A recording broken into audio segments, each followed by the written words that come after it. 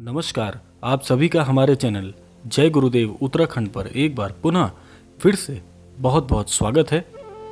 आज के विशेषांक में आप सभी के लिए एक ऐसी महत्वपूर्ण जानकारी लेकर आए हैं जो कि नए एवं जो पुराने हमारे दर्शक हैं उन सभी के लिए महत्वपूर्ण है। तो आइए बिना देर किए हुए लेकर चलते हैं आपको आज के विशेषांक की ओर।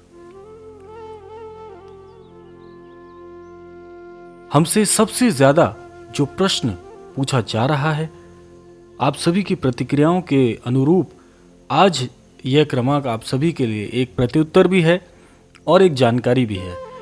हम सभी के लिए एक महत्वपूर्ण जो वार्ता है वह यह है कि हम सभी जानना चाहते हैं कि हम इतनी श्रद्धा तो रखते हैं, इतनी भक्ति भाव तो रखते हैं, लेकिन ईश्वर महाराज जी, हमारे श्री बाबा जी हमारी बात क्यों नहीं सुनते। आप सभी की प्रतिक्रियाओं में सबसे ज्यादा जो प्रश्न आ रहा है वह यही है कि हम इतना भक्ति भाव तो रखते हैं, इतने सालों से जुड़े हुए तो हैं, लेकिन महाराज जी हमारी बात क्यों नहीं सुनते। सभी की सुनते हैं, हमारी नहीं सुनते। देखिए, महाराज जी की जो भक्ति है उसमें आप सभी का जो भाव है वो बहुत ही पवित्र है।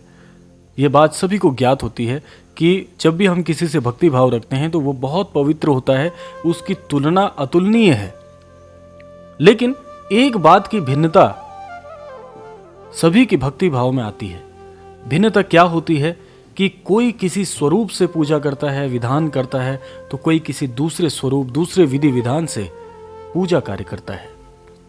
एक भिन्नता तो यह है। दूसरी भिन्नता यह है कि हम जिस मन स्वरूप में महाराज जी को पूजते हैं उस मन स्वरूप में भी कुछ ना कुछ भिन्नता रहती है। एक बात जो महाराज जी ने सभी के लिए कही है, आज का ये विशेषांक इसीलिए महत्वपूर्ण है। जो नए दर्शक हैं, जो पुराने दर्शक हैं, सभी के लिए एक महत्व आज के विशेषांक में आपको अवश्य प्राप्त होगा। महाराज जी ने एक बात स्वयं कही है कि जो भी जन, जो भी भक्त, जो भी हमें मानने वाला हमारे तस्वीर के समक्ष, हमारे विग्रह के समक्ष, हमारे छवि चित्र के समक्ष यदि कोई भी बात कहेगा तो निश्चित तौर पर वह यह समझ लें कि वह सभी वार्ता, वह सभी बात, वह सारी परेशानियां, वह सभी प्रकार के जो मनोभाव हैं वह मैं स्वयं सुनता हूं। फिर से एक बार आप सभी को मैं बता दूं, महाराज जी कहते हैं कि हमारी छवि चित्र के सामने, हमारे विग्रह के सामने, हमारी तस्वीर के सामने कही जाने वाली प्रत्येक बात मैं स्वयं सुनता हूं। यानी कि महाराज जी आप सबको यह संकेत कर रहे हैं, यह दिशा निर्देशित कर रहे हैं कि आप जो भी बात मेरे छवि चित्र के समक्ष कहते हैं वह सभी मुझ तक पहुंचती है। उसमें किसी प्रकार की कोई असमानता, कोई कठिनाई नहीं है। तो हम सभी का कर्तव्य बनता है कि यदि हम इष्ट को मानते हैं, अपने गुरुओं को मानते हैं, तो विश्वास करना भी हमारा परम कर्तव्य होना चाहिए। हम सभी एक प्रकार से स्वार्थी हो जाते हैं। स्वार्थी कब हो जाते हैं? जब हम पूजा भक्ति विधान तो कर रहे हैं और हमारे कार्य बनते चले जा रहे हैं, तो इष्ट के प्रति हमारे घनिष्ठ प्रकार की श्रद्धा भक्ति भाव रहता है। लेकिन अगर कोई अमुक कार्य हमारा नहीं बन रहा, उसमें समय लग रहा है, इष्ट का विधान भी उसी प्रकार से कर रहे हैं, उनकी पूजा विधान भी उसी प्रकार से कर रहे हैं, लेकिन कार्य नहीं बन रहा, तो ईश्वर हमारी बात नहीं सुन रहे हैं। इस प्रकार की हमारी जो शिकायतें हैं वह इष्ट से, गुरुजी से, महाराज जी से होने लग जाती है। यह जो मनुष्य का है वह स्वभाव ही कुछ ऐसा है कि अगर हमारा स्वार्थ पूरा हो रहा है तो ईश्वर हमारे साथ है, हमारा स्वार्थ पूरा नहीं हो रहा तो ईश्वर हमसे नाराज हैं, हमारी सुनते ही नहीं है। यह स्वाभाविक है, इसमें कोई दोष भी नहीं है। लेकिन यह बात हम कैसे समझें कि ऐसा नहीं होता। इष्ट सभी को समान भाव से देखते हैं, यानी कि हमारे जो इष्ट हैं, हमारे गुरुदेव हैं, महाराज जी हैं, बाबा जी हैं, सभी को समान रूप से देखते हैं। उनके लिए कोई धनवान नहीं है, उनके लिए कोई गरीब नहीं है, उनके लिए किसी प्रकार की भिन्नता नहीं है। लेकिन हम सभी का स्वार्थ पूरा ना होने के कारण हम दोष स्वयं पर ना मढ़ते हुए ईश्वर पर, इष्ट पर या गुरुजनों पर मढ़ देते हैं। यह सबसे गलत बात है। यह अविश्वास ही गलत है, हमारी सोच, हमारे विचार ही गलत हैं। गलत इसलिए हैं क्योंकि हम अपने स्वार्थ के प्रति सोच रहे हैं। हमारा स्वार्थ यदि आज पूरा हो जाए तो महाराज जी जैसा इस विश्व में कोई नहीं है।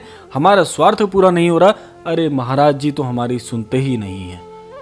यह जो शिकायतें हैं ये छोड़ दीजिए जीवन में।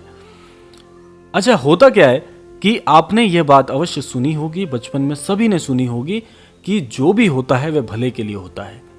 और यह समझ कब आता है? यह समझ तब आता है जब समय बीतने के बाद जो अमुक कार्य हमारा आज नहीं बन रहा, वह 5 साल के बाद यदि बनता है उदाहरणतः, तो उसमें हमें भलाई अवश्य नजर आएगी कि यह कार्य इस वजह से नहीं बन रहा था, क्योंकि उस वजह से यह कार्य उस समय सबसे उचित नहीं हो पाता, इसीलिए इसमें समय लगा।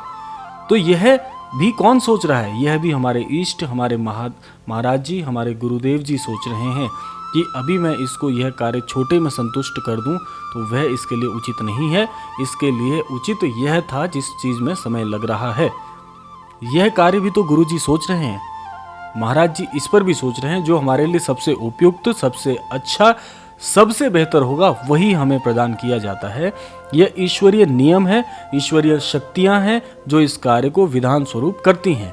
तो इसीलिए हम सिर्फ यह कर सकते हैं कि यदि हमारी कोई मनौती, हमारा कोई कार्य आज पूर्ण नहीं हो रहा भक्ति भाव में होने के बावजूद, तो आप यह समझ लीजिए कि यह कार्य इस प्रकार से हमारे लिए उचित नहीं है जैसा हम सोच रहे हैं।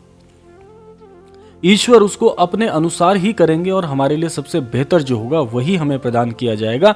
सिर्फ यहाँ पर हमें चाहिए क्या कि धैर्य बनाए रखें। ईश्वर पर अविश्वास मत होने दीजिए, इष्ट पर अविश्वास मत पैदा होने दीजिए। आप भक्ति भाव में रहिए, मन को धैर्यवान बना के रखिए।